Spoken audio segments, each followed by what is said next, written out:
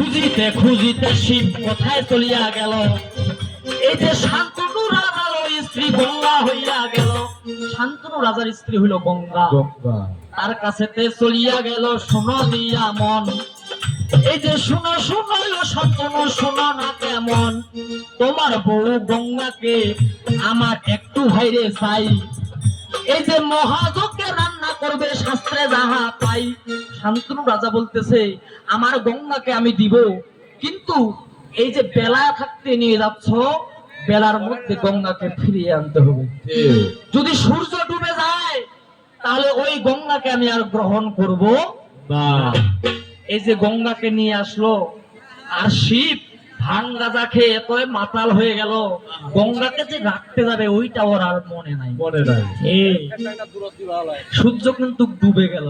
আচ্ছা, সূর্য ডুবার পর যখন গঙ্গাকে শান্তনু রাজার বাড়িতে রাখতে গেল, শান্তনু রাজা বলতেছে এই গঙ্গাকে আমি আর গ্রহণ করবো না, একে আমি ত্যাগ করলাম।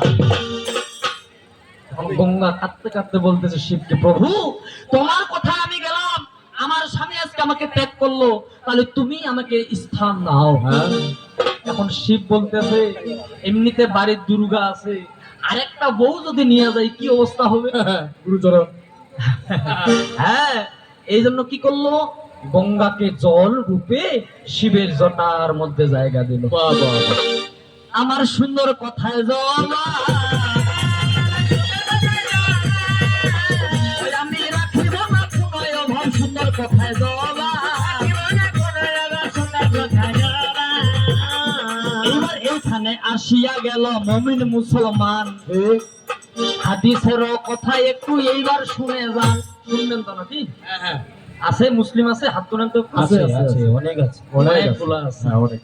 হ্যাঁ, এই যে আমার বউ বলল আউয়ালে আখিরি হইতে নবীর যে সৃষ্টির ব্যাখ্যা দিল, আর পাক পাঞ্জাতনের যে ব্যাখ্যা দিল, এগুলো হচ্ছে চটি বইয়ের কথা। একটু মূল হাদিস পুরো কোরআন শরীফটা একটু খুলে দেখিও, তাহলে আশা করি তোমার চোখটা একটু খুলবে।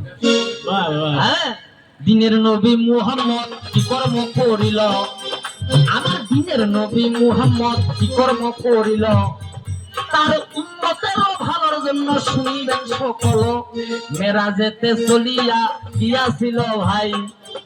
কেন আপনার নামাজ কয় ওয়াক্ত পড়েন চাচা? 5 ওয়াক্ত নামাজ। এই 5 ওয়াক্ত কি করেছে আমার দিনের নবী মুহাম্মদ রাসূলুল্লাহ। হ্যাঁ, সেই মেরাজ থেকে আমার গান, এই গানের মধ্যে ব্যাখ্যা, তাহলে পালাগুলোও ছোট হবে। ঠিক আছে, তাই আমার গানে কি বলেছে, আগো সংঘর্ষ একটু দাঁড়াও দাঁড়াও। হ্যালো।